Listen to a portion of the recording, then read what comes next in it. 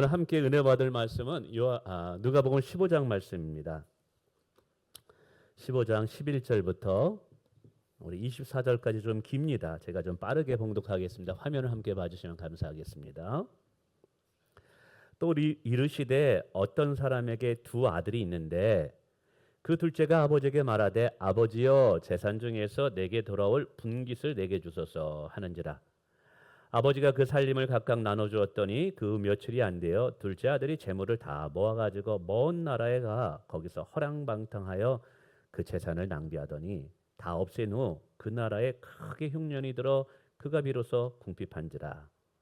가서 그 나라 백성 중 한 사람에게 붙여 사니 그가 그를 들러 보내어 돼지를 치게 하였는데 그가 돼지 먹는 쥐염 열매로 배를 채우고자 하되 주는 자가 없는지라. 이에 스스로 돌이켜 이르다 내 아버지에게는 양식이 풍족한 품꾼이 얼마나 많은가. 나는 여기서 주려 죽는구나.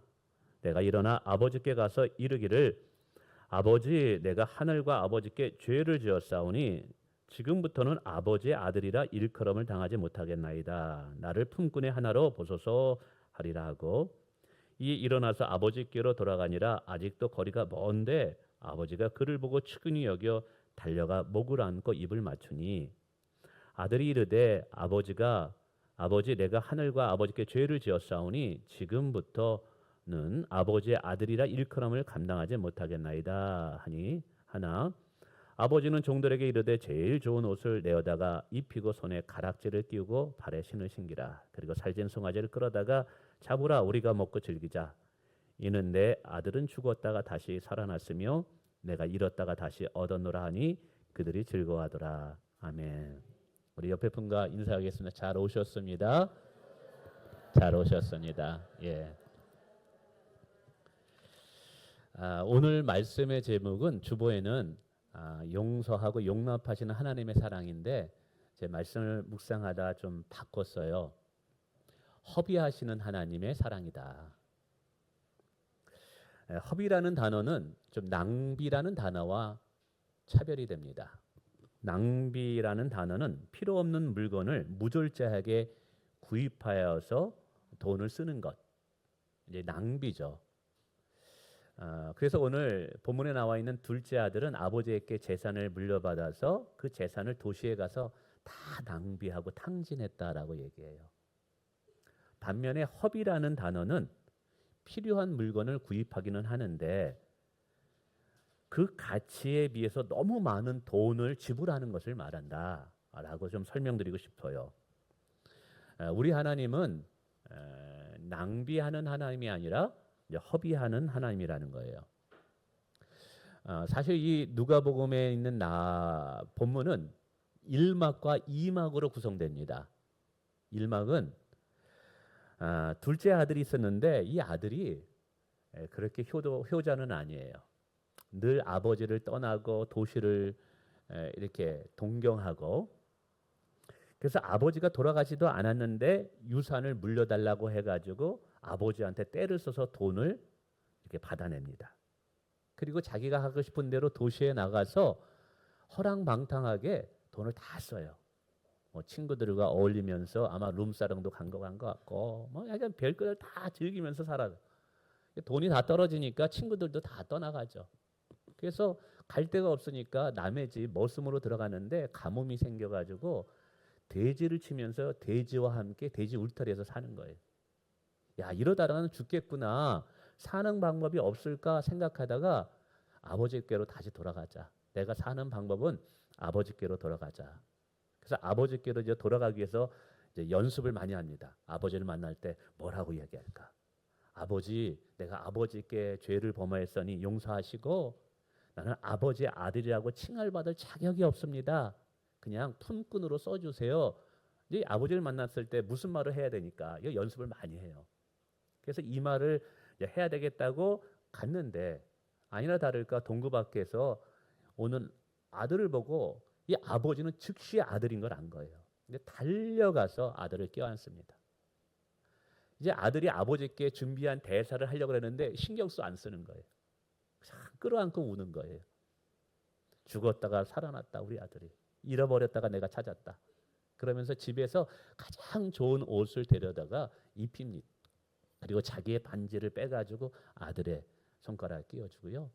그리고 신발도 깨끗한 것으로 좋은 것으로 바꿔 신습니다.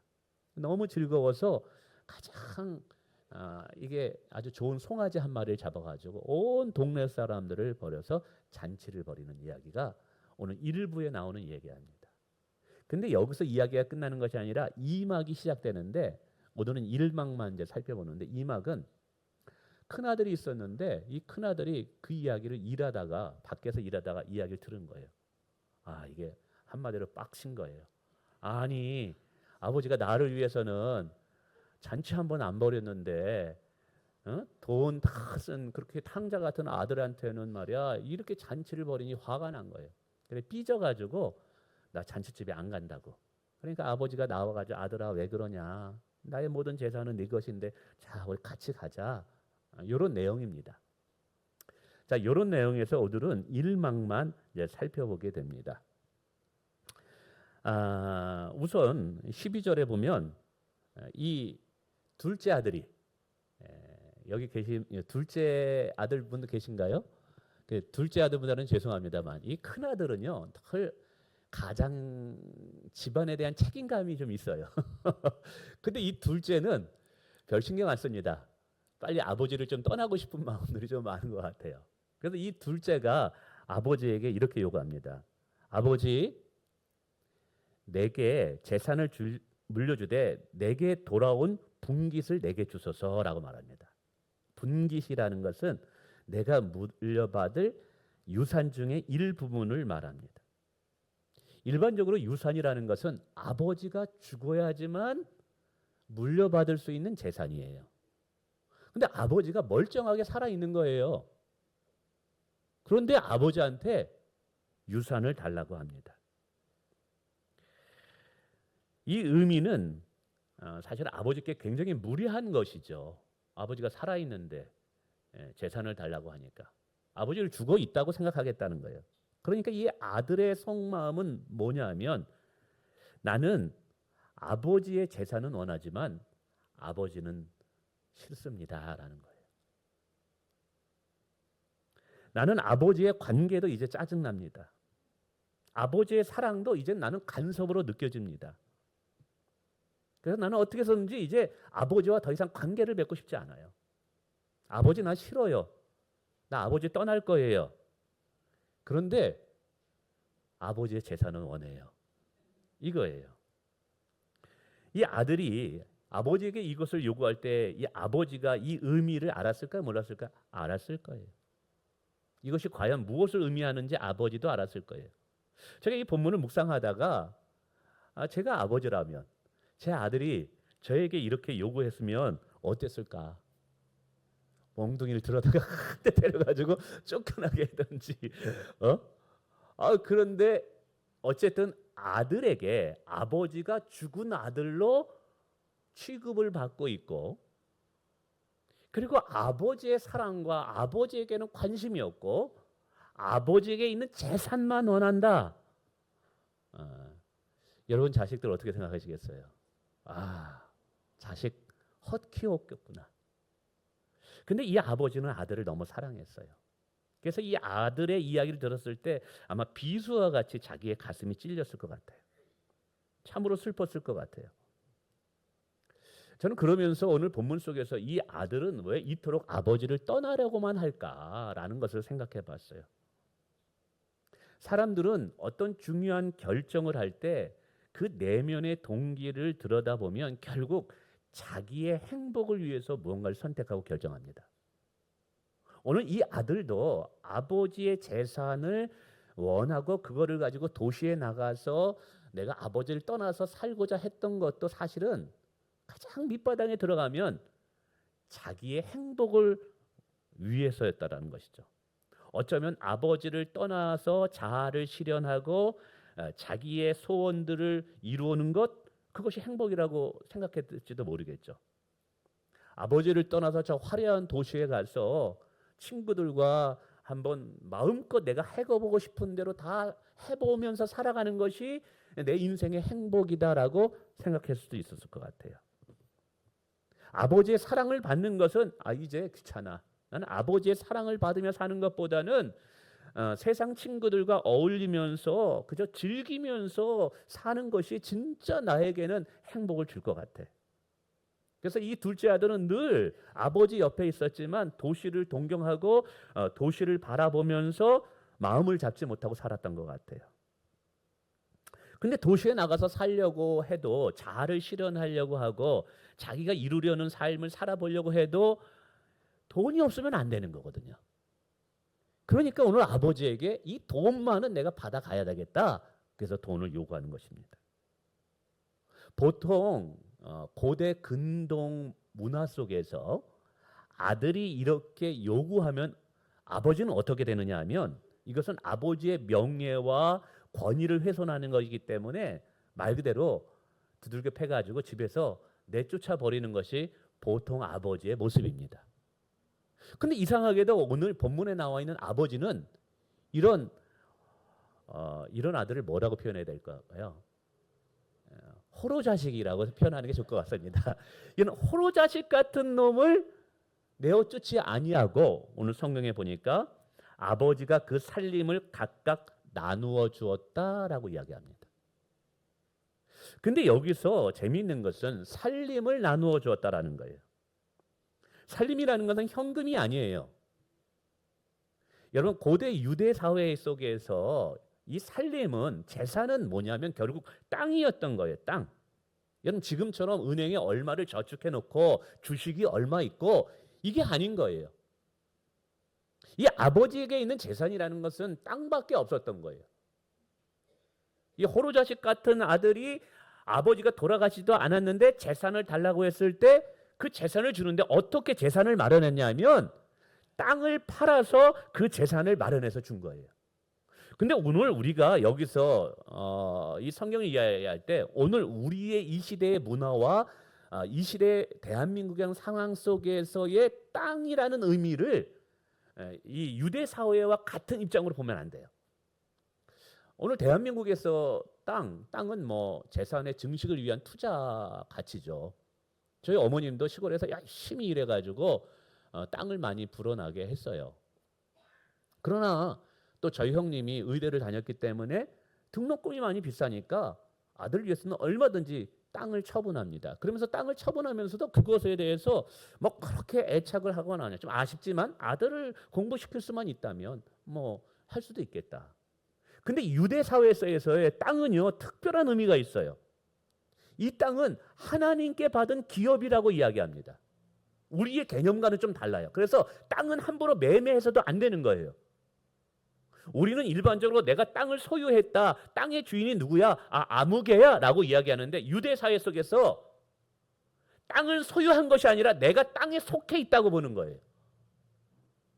내가 땅의 일부분이라고 생각되는 거예요. 그러니까 이 땅이라는 것은 유대인에게서 자기의 정체성인 거예요. 어느 누구에게서 매매할 수 없는 자기의 일부인 거예요. 땅은 그들 자신이었던 것이죠. 그래서 유대 사회에서 땅을 잃어버린다라는 것은 자신의 지위와 명예를 잃어버린 것과 같은 거예요. 근데 이 아버지는 그 귀한 땅을 아들에게 위에서 팔아서 줍니다. 이것은 아버지 입장에서 보면 자신의 신체 일부를 찢어서 아들에게 내어준 것과 또 똑같은 거라는 거예요. 자기의 생명을 찢어서 아들에게 준 것과 같은 거예요. 이게 아들도 이 의미를 알았어요. 지금 이 아버지는 아들을 위해서 너무 많은 것을 허비하고 있는 것이죠. 아버지는 아들에게 받아야 할 존경과 권위, 사랑도 다 거절당하고 있어요. 그럼에도 불구하고 이 아버지는 자신의 육체와 같은 이 땅을 찢어서 아들에게 내어주고 있어요. 물론 자신의 명예 훼손당하고 있고요. 우리는 이 모습을 보면서 참 이 아버지는 아들을 위해서 너무 많은 것을 허비하고 있구나. 근데요, 이 모습은 죄인들을 위해서, 아니 우리들을 위해서 자신의 아들까지 십자가에서 허비하시는 하나님 아버지의 모습을 보여준다는 거예요. 우리는 하나님께 반역을 했고 이상하게도 인간은 하나님을 떠나려고만 해요. 하나님께 돌아오는 게 그렇게 힘든가 봐요. 하나님 없이 내 멋대로 사는 것, 하나님으로부터 간섭을 받지 않고 살아가는 것이 자아실현이라고 생각하고 그것이 행복하기라고 생각해요. 근데 그러한 인간들을 위해서 하나님은 자기의 아들을 십자가에 내어 주셨고 살을 찢기시고 피를 흘리게 허비하게 만드셔요. 이것이 하나님이 우리를 향한 사랑인다는 것이죠. 예수님께서 십자가에 못 박혀 돌아가실 때 그 밑에 있던 많은 사람들이 뭐라고 그 십자가에 못 박힌 예수님을 조롱하냐면 네가 하나님의 아들이냐? 네가 하나님의 아들이면 한번 내려와 봐라. 사람들이 조롱합니다. 그런데 그 조롱했던 사람들이 누구냐면 우리 자신들인 거예요. 이런 인간들에게 과연 구원을 받을 만한 자격이 우리에게 있나요? 하나님의 사랑을, 하나님의 용납을 받을 만한 자격이 있나요? 사실은 없어요. 만약에 우리의 구원이 인간의 행위를 통해서 얻어지는 것이라면 어느 누구도 사실은 하나님 앞에 구원을 받을 자가 없어요. 오늘 우리의 하나님의 용서하심을 받는 것과 용납하심을 받는 것과 죄사함을 받는 것과 구원을 받는 것은 우리를 사랑하셔서 자기 아들까지 허비하시는 하나님의 사랑 때문에 우리가 이 은혜를 받는 거예요. 이거 아셔야 돼요. 그러면서 우리는 이런 질문을 한번 해볼 수 있습니다. 아니, 아들의 성향을 분명히 아버지는 알았을 텐데 아들에게 돈을 주면 이 아들은 분명히 도시에 나가서 허랑방탕하게 돈을 다 쓸 텐데 탕자와 같이 돈을 다 쓸 걸 알았을 텐데 아들의 성향을 알았는데 그런데도 돈을 다 주네. 그 많은 재산을 땅을 팔아가지고 주네. 야, 이게 진짜 아들을 향한 올바른 사랑인가? 여러분, 이런 아들이 있으면 어떻게 해요? 회초리를 대야죠.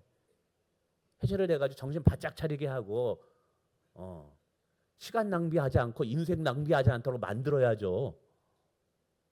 그러지 않습니까? 아니, 이 정신 차려라 이놈아 하면서 그렇게 해야 되는 거 이게 분명히 아버지의 모습이죠. 근데 오늘 성경을 보면 아버지는 그렇게 반응하지 않아요. 이거 삐뚤어진 사랑 아닌가? 근데 왜 이렇게 하나님이 아니 아버지가 반응하냐 하면 이야기 끝자락에 가면 그 의미를 알게 됩니다. 사실 아들이 집을 나가서요 허랑방탕하게 그 돈을 다 쓸 때 아버지는 충분히 종들을 보내가지고 아들을 붙잡아 와라 라고 이야기할 수 있었는데도 아들을 찾아가지를 않아요. 이 아들을 찾아가지 않는 것은 아들을 위해서 정말 돈을 다 내준 것과 같은 거예요. 왜 그랬을까?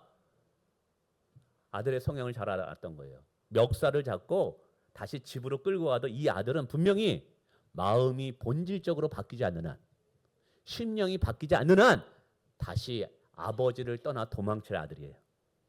다시 데려와도 이 아들은 늘 몸은 아버지 곁에 있지만 마음은 도시를 향해서 세상의 즐거움과 쾌락을 향해서 늘 밖을 향해서 있을 거예요. 언제든지 기회만 되면 아버지를 도망칠 생각을 이게 돌아온 게 아니잖아요. 진짜 돌아온 것은 아버지의 사랑을 아는 거예요. 아버지와 즐거운 식탁에서 교제하면서 아버지와 함께 즐거워하며 기쁨을 누리는 것, 이것이 진짜 아버지가 원했던 아들의 모습인 거예요. 근데 이런 아들로 변화되기 위해서는 이 아버지가 치러야 할 반드시 대가가 있는데 스스로 깨닫지 않는 한 안 된다는 것이죠. 근데 그 깨달음이 어디서 오르냐? 자기가 아버지께 받은 재산을 다 낭비해봐야지 아는 거예요. 이게 지혜예요. 찍어보고 먹어보고 야 이건 된장이구나. 이걸 알아야 돼요. 이걸 딱 찍어보는데 이건 똥이구나. 이러면 안 되잖아요. 이게. 근데 이거를 꼭 내가 똥인지 된장인지 먹어봐야지만 경험하는 사람이 있어요. 우리가 성경을 배우는 이유도요. 하나님 떠나가지고 고생하고 하나님 떠나가지고 힘들고 하나님 떠나가지고 근심하고 두려워하고 그걸 다 겪어본 다음에 눈물 찔찔 흘리면서 하나님밖에 없다. 여러분 그렇게 돌아오고 이게 경험해봐야지 아는 거 아니잖아요. 그러지 말고도 성경을 통해서 깨달으라는 거예요. 그래서 오늘 비유로 말씀하시는 거예요. 할렐루야. 그래서 오늘 그런데 이 아들의 깨달음을 위해서, 이 깨달음이 중요해요. 우리의 모든 방향의 터닝 포인트는요, 깨달음을 통해서 오는 거예요. 하나님께서 여러분에게 깨달음을 주시길 원합니다. 근데 이 인간의 이 둘째 같은 아들은 언제 깨닫냐면 밑바닥에 내려가 봐야 돼. 내가 가진 것을 다 잃어버리고 건강도 잃어버리고 재산도 잃어버리고 친구도 다 떠나봐야지만 하나님을 떠난 인생이 얼마나 고통스러운 걸 아는 거예요. 아버지는 그러지 않고서는 이 아들이 돌아오지 않는다는 것을 알았던 거예요. 그래서 아들이 돌아오게끔 하기 위해서 아버지는 전 재산을 걸은 거예요. 그러니까 아버지 입장에서는 내 전 재산을 잃어버린다 할지라도 아들이 깨닫고 돌아오기만 한다면 나의 재산은 잃어버린 것이 아니라고 생각했던, 그래서 기다린 거예요. 그대로 기다린 거예요. 자기의 전 재산을 잃어버려도 아들을 찾고 싶은 아버지의 마음. 이것이 허비하는 하나님이에요. 잃은 자녀들을 위해서 모든 것을 허비하시는 하나님 또한 십자가에서 아들을 죽이시고 버리시는 여기에서 절정을 이룹니다. 예수님은 십자가에서 돌아가실 때 하나님 아버지를 향해서 부르짖어요. 하나님, 하나님 왜 어찌하여 나를 버리시나이까? 라고 한 거예요. 진짜 하나님께서 버리신 거예요. 여러분, 그렇게 사랑하는 자기 하나밖에 없는 외아들, 인간을 창조하기 이전 창세기 전부터 삼위일체 하나님으로 가장 완벽하게 사랑의 조화를 이루었던 그 삼위일체 하나님, 자기 아들을 진짜 십자가에서 버린 거예요. 왜? 허비한 거예요. 하나님은. 왠 줄 아세요? 오늘 저와 여러분을 찾기 위해서예요. 아들을 버려야지 우리를 살릴 수 있기 때문에. 하나님은 자신의 육체 일부분을 찢어서 우리를 살리기 위한 생명의 떡으로 주시기 위해서 아들을 십자가에서 죽게 만든 거예요. 아들이 십자가에서 못 박힐 때 이 아버지가 얼마나 마음이 아팠을까? 저도 제 자녀가 아플 때 굉장히 마음이 아픕니다. 근데 하나밖에 없는 독생자 아들 예수 그리스도가 십자가에 못 박힐 때 이 성부 하나님은 얼마나 마음이 찢어지게 아팠을까? 근데 그것을 찾으시는 이유가 뭐냐면 오늘 이 본문에 나오는 아버지가 자기의 재산 대부분을 아들을 위해서 버리고, 얼마나 돈 아깝지 않은 사람이 어디 있어요? 돈 다 아깝습니다. 여러분, 돈 아깝지 않은 사람 있어요, 여기요? 돈 다 아깝습니다. 자기의 생명과도 같았던 땅, 자기의 신체의 일부분인 땅까지 포기하면서까지 그 얼마나 고통스러워요. 하나님께 받은 분깃인데. 근데 그것을 버리시면서까지 기다린 이유가 뭐냐면 아들을 찾기 위하고 돌아오게 하기를 기다리기 때문에 그래요. 그러니까 성부 하나님께서 그 아들 예수 그리스도가 십자가에 못 박힐 때 그 정말 찢기시고 비난당하시고 죽으시는 이 아들의 모습을 보면서 아버지가 얼마나 고통스럽고 마음이 찢어졌을까요? 근데 그것을 끝까지 하나님은 인내하시면서 바라보시기만 해요. 왠 줄 아세요? 오늘 저와 여러분을 찾을 때 그 기쁨을 얻기 위해서예요. 오늘 여러분들이 하나님께 돌아온 것은 자기의 아들을 십자가에 죽으시면서 당한 슬픔을 이기는 기쁨을 하나님께서 얻으신 거예요. 오늘 여러분이 하나님께 돌아온 것이.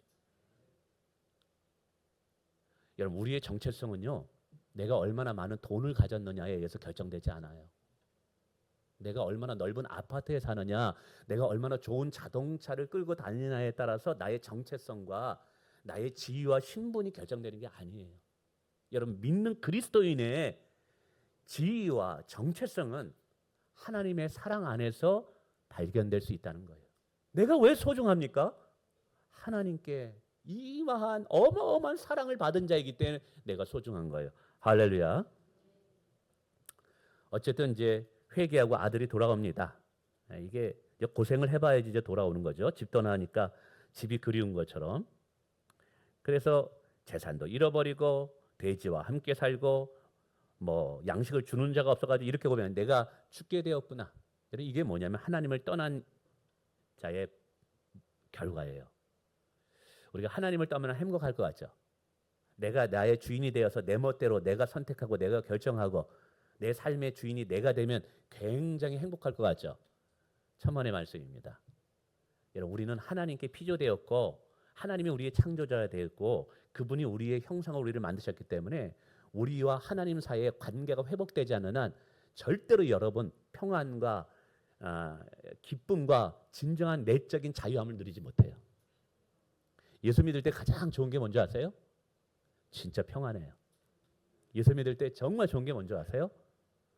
내 안에 내면의 기쁨이 솟구쳐요. 내가 돈이 많다고 해서 좋은 자동차를 끌고 다닌다고 해서가 아니에요. 그것이 없어지면 그 기쁨과 그 평안도 사라져요. 나를 사랑하는 사람이 있다가 그 사람 통해서 내가 만족을 느끼고 그런데 그 사람이 죽거나 나를 떠나면 그 기쁨도 사라져요. 근데 하나님을 믿잖아요. 예수를 믿잖아요. 그럼 그게 영원토록 사라지지 않는다는 놀라운 것이에요. 이게 예수 믿는 축복이에요. 근데 이것을 이제 깨닫고 아버지께 돌아가면서 회개를 합니다. 근데 여기서 회개할 때 반드시 회개에는 두 가지 요소가 들어가야 된다는 것을 알게 되어 있어요. 오늘 18절 이후에 이렇게 말합니다. 내가 하늘과 아버지께 죄를 지었사오니 아버지의 아들이라 일컬음을 감당하지 못하겠나이다. 나를 아버지의 품꾼으로 써주소서. 이 고백 속에 진정한 회개는 두 가지가 있었는데 하나는 뭐냐면 자신의 잘못이 무엇인지 정확하게 인지하고 진심으로 사죄하는 거예요. 이게 있어야지 진정한 회개예요. 나는 아버지께 죄를 범했습니다. 나는 아들이라 칭함받을 자격이 없습니다. 나는 하나님 앞에 나갈 자격이 없습니다. 나는 죄인입니다. 나는 하나님의 긍휼과 자비만 구합니다. 이것이 뭐냐면 회개하는 자의 첫 번째 마음의 토로여야 돼. 이게 심령이 가난한 자예요. 가슴을 치면서 애통하는 자예요. 하나님 저 죄인이에요. 하나님 저 죄가 많아요. 하나님 이 죄 때문에 저 지옥 가게 생겼어요. 어떻게 해야 돼요? 하나님 나 좀 도와주세요. 이렇게 진심으로 자기의 잘못을 인정하고 자백하는 것이 뭐냐면 첫 번째 회개의 모습이에요. 근데 성도들이 여기서 끝난다고 생각해요. 두 번째 진정한 회개는요. 반드시 필요한 것이 있는데 손해를 끼친 것에 대한 배상이나 보상이 이루어져야 돼요. 두 번째 회개는 뭐라고요? 손해를 끼친 것에 대한 배상과 보상이 이루어져야지. 그게 진짜 뉘우침이에요. 이런 거죠. 제가 유 장로님께 돈을 빌렸어요. 아니면 어떻게 손해를 끼쳤어요. 그게 잘못인 걸 깨달았어요. 그래서 유 장로님 찾아가가지고 장로님 정말 죄송합니다. 제가 장로님께 손해를 끼치고 돈을 빌렸는데 못 갚았네요. 회개합니다. 그럼 여기서 끝나면 되는 건가요? 그거는 회개가 아니에요. 제가 깨달았다면 내가 열심히 일을 해가지고 돈을 많이는 아니지만 조금씩 벌어. 월급을 벌어. 그럼 그 벌은 돈을 가지고 어떻게 해야 되는 거예요? 갚아야 되는 거예요. 보상해줘야 되는 거예요. 손해를 끼친 걸 배상해줘야지. 이게 진짜 회개인 거예요. 근데 그렇게 생각 안 하는 분들이 있어요. 하나님께 회개했으면 돈 안 갚아도 된다는 사람들이 있어요. 이거 도둑놈식보입니다. 이거. 잘못했으면 배상해야 되는 거예요. 그래서 오늘 이 둘째 아들이 아버지께 나오면서 뭐라고 얘기하냐면 아버지 나는 아들이라고 칭함받지 못하고 품꾼, 일꾼으로 써주세요 라는 거예요. 일꾼으로 써달라는 건 뭐냐면 내가 아버지 집에 가서 열심히 일하겠다는 거예요. 그러면 일꾼은 품삯을 얻습니다. 그 받은 품삯을 가지고 아버지께 손해를 끼쳤던 그 모든 것에 대해 내가 보상해야겠다는 거예요. 아버지께 내가 끼쳤던 손해를 내가 갚겠다라는 거예요. 이게 진정한 회개자의 모습이에요. 그러니까 오늘도 우리가 예수 믿고 회개했다면 늘 우리 속에 뭐가 있어야 되냐면 복음의 빚진 자의 의식이 있어야 돼요. 나는 구원받았기 때문에 의로와 어느 누구도 나를 정죄할 수 없어. 맞아요. 그러나 우리의 또 다른 내면 속에는 뭐가 있었냐면 나는 하나님께 빚진 자야. 어떻게 이 은혜의 빚을 갚지? 라는 거예요. 근데 이 이야기 스토리의 일막의 가장 정점은 어디서 나타나냐면 이 아들이 이걸 연습해요. 품삯을 내가 갚겠나이다 하고 왔는데 이 말을 하기 전에 아버지가 달려와서 아들을 끌어안고 막 눈물로 환영한다고 하는 거예요. 그리고 자기의 옷을 벗어가지고 가장 좋은 옷이 이 아버지의 옷 아니겠어요? 그걸 해주고 자기가 있던 반지를 끼워주고 신발을 신는 거예요. 이게 뭐냐면 아들의 지위를 잃었다가 내가 다시 너를 회복시켜 준다라는 거예요. 그래서 죽었던 아들이 돌아왔다라는 거예요. 아들의 지위가 재산을 물려받는 순간 박탈된 거거든요. 자, 그럼 아들의 지위를 얻으려면 재산을 다시 한번 복귀시켜줘야 돼요. 돈을 아버지가 손해본 것을 보상해줘야 돼요. 근데 보상하기 전에 아버지께서 찾아와서 아들의 신분을 되돌려준다는 거예요. 배상이 이루어지기 전에 아버지는 아들을 받아들이고 있고 아들의 지위를 회복시켜준다는 거예요. 이게 굉장히 중요합니다. 이거예요. 아들아, 내가 아들로 인정함을 받는 이유가 내가 무언가를 했기 때문이 아니야. 내가 열심히 일해서 품삯을 갚았기 때문이 아니라 내가 너를 용납하고 용서하고 받아들였기 때문에 너는 내 아들이 되는 거야. 할렐루야. 내가 손해를 끼친 재산에 대해서 보상을 하고 배상을 해 주었기 때문에 너를 아들로 받아들이는 것이 아니라 내가 너를 아들로 받아들이기로 작정했기 때문에 너는 내 아들인 거야. 여러분, 이게 구원인 거예요. 이게 구원인 거예요. 우리가 하나님께 보상하고 갚아야 할 빚이 너무나 많아요. 죄를 졌기 때문에 죄의 빚이 너무 많아요. 근데 그 죄의 빚을 갚지 않고 하나님께서 우리를 용납하신 거예요. 근데 여기서 중요한 정점이 뭐냐 하면 내가 지은 죄에 대해서 빚을 갚아야 되는데 하나님께서 갚지도 않고 우리를 용납하신 이유가 뭐냐 하면 우리 대신에 우리의 죄값을 치르시고 우리의 죄값을 갚으신 분이 있기 때문에 이 은혜가 우리에게 적용될 수 있다 이 말이에요. 그럼 누가 우리를 위해서 이 죄값을 치르셨냐? 바로 예수님께서 십자가에 못 박히면서 우리의 죄값을 치르셨다 이 말이에요. 예수님 십자가에 죽으실 때 뭐라고 말하냐면 다 이루었다라고 말씀하셔요. 이 다 이루었다는 것은 헬라어 의미로 내가 너의 죄값을 다 치루었다. 너의 모든 죄로 인해서 죄는 싹시 있어요. 싹시 사망이에요. 그 죄의 싹을 내가 십자가에서 다 지불했다 이 말이에요. 예수님께서 우리의 죄값을 다 지불했기 때문에 하나님은 우리를 죄값을 치르지 아니하시고 받아들이고 용납하실 수가 있는 거예요. 그래서 이제 누구든지 예수 믿기만 하면 하나님의 자녀가 되는 축복을 얻게 되는 거예요. 이게 복음인 거예요. 이게 은혜인 거예요. 말씀을 맺습니다. 우리 하나님은요, 우리를 살리기 위해서 우리는 먼지 같은 자들이고 우리는 티끌 같은 자들이에요. 사실은 다른 사람한테는 깨끗하고 거룩한 것 같지만 우리 안을 들여다보면 죄밖에 없는 자들이에요. 근데 이런 자를 살리기 위해서 생각해 보세요. 당신의 아들의 생명을 버리었어요. 이거는 무게추를 가지고 이 티끌과 같은 나와 하나님의 아들의 생명을 여러분 이거 하나님 편에는 어마어마한 손해를 본 거예요. 이게 저울로 치면 어마어마한 손해를 본 거예요. 그런데 우리를 용납하고 용서하고 사랑하고 구원하기 위해서 당신의 아들을 허비하는 것을 기뻐하신 분이 하나님이에요. 오늘 그 하나님이 여러분을 향해 손을 내밀고 있어요. 오늘 새로 오신 분들 이제 하나님께 돌아올 때가 됐다. 이제 세상에서 즐겨봤지만 그거 다 헛것 아니었냐. 이제 아버지 품에 돌아와라. 나와 함께 즐거움을 누리자. 내가 주는 놀라운 축복이 너에게 예비되어 있다. 내 손을 붙잡으라 라고 말씀하고 있는 거예요. 여러분 그 손을 붙잡으면 우리 인생이 달라져요. 그 손을 붙잡으면 아버지 안에서 누리는 세상이 줄 수 없는 놀라운 축복과 은혜들을 우리가 누릴 수 있어요. 그리고 기존에 있는 성도들은요. 내가 둘째 아들이었던 것을 잊어버리면 안 돼요. 그러므로 여러분 이 둘째 아들이 진짜 돌아와서 이제는 어떻게 변화됐겠어요? 아버지의 사랑을 확인한 거예요. 그래서 아버지를 뜨겁게 사랑하게 되고 아버지의 말씀에 순종하는 아들이 되었을 거예요. 오늘도 우리가 둘째 아들로서 아버지께 돌아와서 이 은혜를 받았다면 이제 우리는 하나님께 받은 구원을 소중히 여겨야 돼요. 우리의 믿음을 소중히 여겨야 되는 거예요.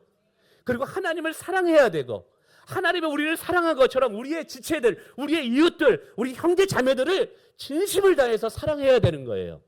이것이 오늘 우리의 삶이 돼야 되는 거예요. 기도하겠습니다.